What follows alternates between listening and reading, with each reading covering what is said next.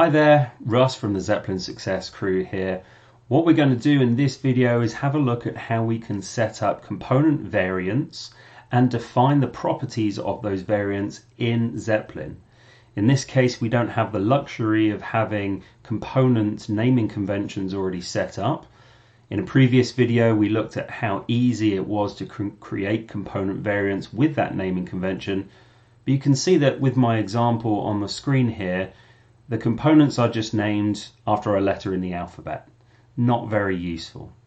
So what I'm going to do is select all of my components and use a keyboard shortcut to export them to my iOS style guide in my Zeplin workspace.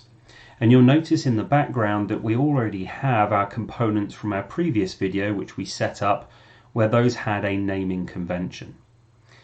Now in this case, I've got all of my new components brought in. These are icons. And the first thing I'm going to do, as with before, is select all of those icons. And I'm going to right click and create a new section from selection. Now we're going to give this a name because we don't actually have a naming convention set up. Zeplin won't know what type of component this is. So I'm going to call these icons. And on the right hand side, I'm going to set as variant section, just as we have done previously. Now, because we didn't have that naming convention set up for our components, Zeplin hasn't been successful in setting up any properties. So we're going to go and do that manually. What I'm going to do is click on the component variant icon and add a property. And the first property I'm going to define is color. And I'm also going to define another one for type, and we're actually going to set those up on the components. So I'm going to select first of all of the orange components, and in the right hand section you'll see that those values for those properties are empty.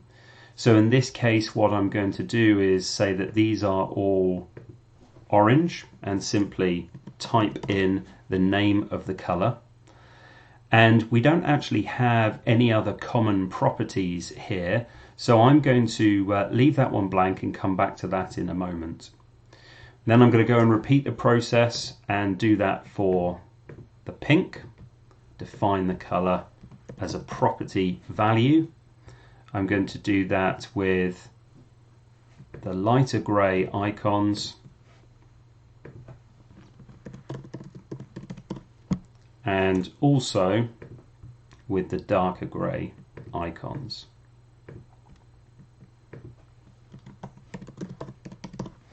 Now you can see that we have these set up with the 4 properties for this variant.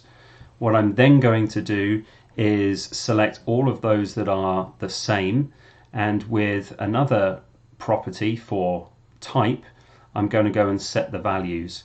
So in this case, I'm going to select all of the ones that look like a card, and I'm going to do the same process again, define that on the right hand side. I'm also going to do that with the clouds and set the type there. I'm going to set the same as this one and call this avatar, and then the final one is my chart.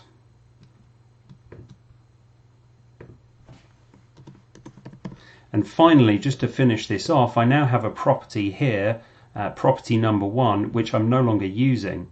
So what I'm going to do is select the variant again, use the remove property and remove property 1.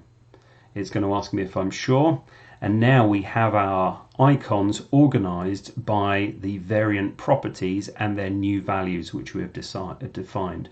And just as before, I'm also going to create a group for these icons, and I'm going to group these by type, and that then gives us all of our icons grouped by the type, and I can filter on those just as I had before if I want to find any variants using the value filters at the top.